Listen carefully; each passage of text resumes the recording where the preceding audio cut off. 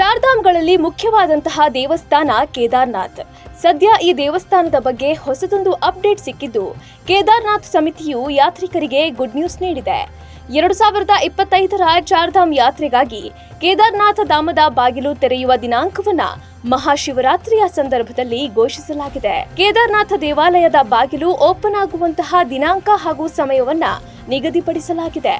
ಈ ವರ್ಷದ ಚಾರ್ಧಾಮ ಯಾತ್ರೆಯ ಆರಂಭಕ್ಕೆ ಗ್ರೀನ್ ಸಿಗ್ನಲ್ ಸಿಕ್ಕಿದೆ. ಭಾರೀ ಹಿಮಪಾತದಿಂದಾಗಿ ಪ್ರತಿ ವರ್ಷ 6 ತಿಂಗಳ ಕಾಲ ಈ ದೇವಾಲಯವನ್ನ ಮುಚ್ಚಲಾಗುತ್ತೆ. ಚಳಿಗಾಲದಿಂದ ಸುಮಾರು 6 ತಿಂಗಳ ಕಾಲ ಮುಚ್ಚಲ್ಪಟ್ಟಿದ್ದಂತಹ ಉತ್ತರಾಖಂಡ್ನ ಗರ್ವಾಲ್ ಹಿಮಾಲಯ ಪ್ರದೇಶದಲ್ಲಿರುವ ಕೇದಾರ್ನಾಥ ದೇವಾಲಯದ ಬಾಗಿಲನ್ನ 2025ರ ಮೇ 2ರಂದು ಬೆಳಗ್ಗೆ 7 ಗಂಟೆಗೆ ವೃಷಭ ಲಗ್ನದಲ್ಲಿ ತೆರೆಯಲಾಗುತ್ತೆ ಅಂತ ಶ್ರೀ ಬದರಿನಾಥ್ ಕೇದಾರನಾಥ ದೇವಾಲಯದ ಸಮಿತಿ ತಿಳಿಸಿದೆ. ಕೇದಾರ್ನಾಥ ಧಾಮವು 12 ಜ್ಯೋತಿರ್ಲಿಂಗಗಳಲ್ಲಿ ಒಂದಾಗಿದೆ. ಇದನ್ನ ಪಂಚ ಕೇದಾರಗಳಲ್ಲಿ ಪ್ರಮುಖವೆಂದು ಪರಿಗಣಿಸಲಾಗಿದೆ. ಇನ್ನು ಚಳಿಗಾಲದಲ್ಲಿ ಓಂಕಾರೇಶ್ವರ ದೇವಸ್ಥಾನದಲ್ಲಿ ಕೇದಾರನಾಥನಿಗೆ ಪೂಜೆ ನಡೆಸಲಾಗುತ್ತೆ.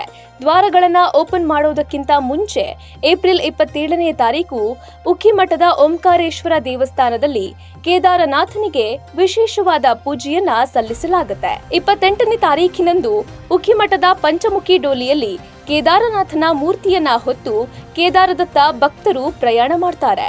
ಮೇ 2ರಂದು ದೇವಾಲಯದ ಬಾಗಿಲನ್ನ ತೆರೆಯಲಾಗುತ್ತೆ.